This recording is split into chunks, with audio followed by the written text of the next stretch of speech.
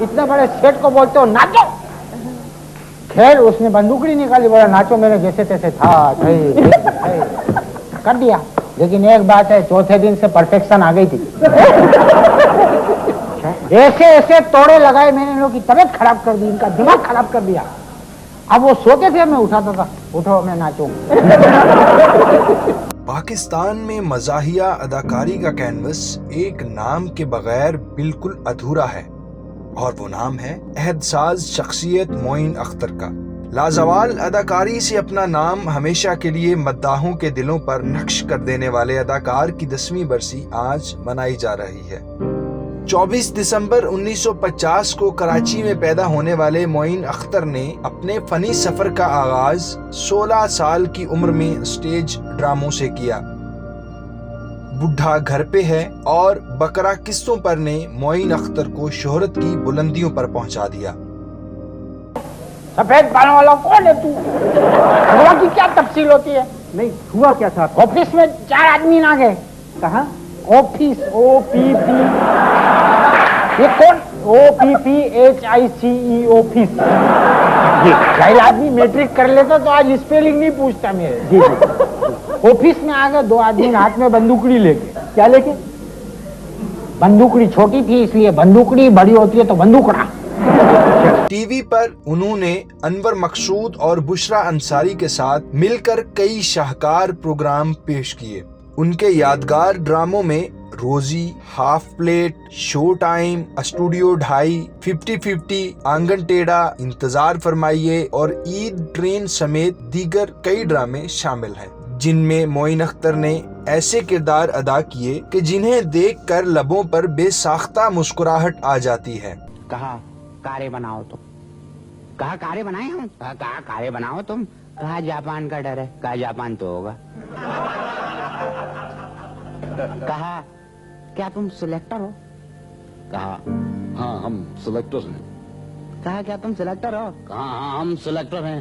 कहा इमरान का डर है, कहा इमरान तो होगा। मोइन अख्तर खुशगुफ्तार और बाकमाल शख्सियत के हामिल इंसान थे। मज़ाहिया अदाकारी हो या कंपेयरिंग, उनका हर अंदाज मुनफरिद है। मुख्तलिफ शख्सियात की पैरोडी में भी मोइन अख्तर का कोई मुकाबला न था। उनका शुमार पाकिस्तान के उन फनकारों में किया जाता है जिनके साथ काम करके भारतीय फनकार भी फख्र महसूस करते थे। इतना पूछा, मैंने कहा की हाल है तारक साहब? बस यार अल्लाह दा शुक्र है, तू सुना की हाल ने तेरे? कहने लगे जिंदगी के नेहा खानों में जब पग डंडियों पे उड़ते हुए परिंदे जब परवास करते हैं तो सूरज की किरणें एक ऐसी जगह चली जाती हैं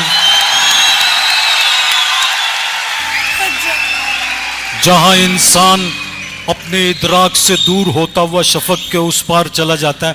मैंने कहा अल्लाह के वास्ते मुझे स्क्रिप्ट याद करना ना, छड़ बैठ यार, मैं तुम्हें बताना, ये जो सूट पहना हुआ है, जिंदगी में ऐसी कटिंग्स जो होती हैं इंसान के खुशनुमा होने की दलील होती हैं, और चलता चला जाता है। Oh God!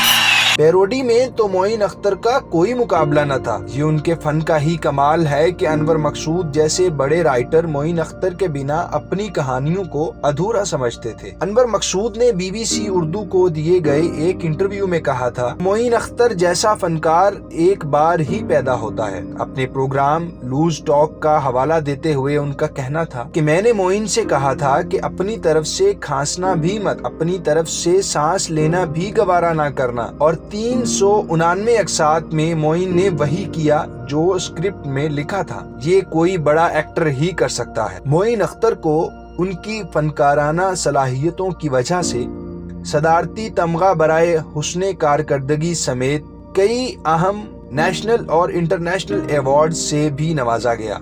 पाकिस्तान के लिए फख्र का बाइस बनने वाले मोइन अख्तर 22 अप्रैल 2011 को कराची में दिल का दौरा पड़ने से इंतकाल कर गए थे, लेकिन उनकी यादें आज भी मद्दाहों के चेहरों पर मौजूद मुस्कुराहटों में जिंदा हैं।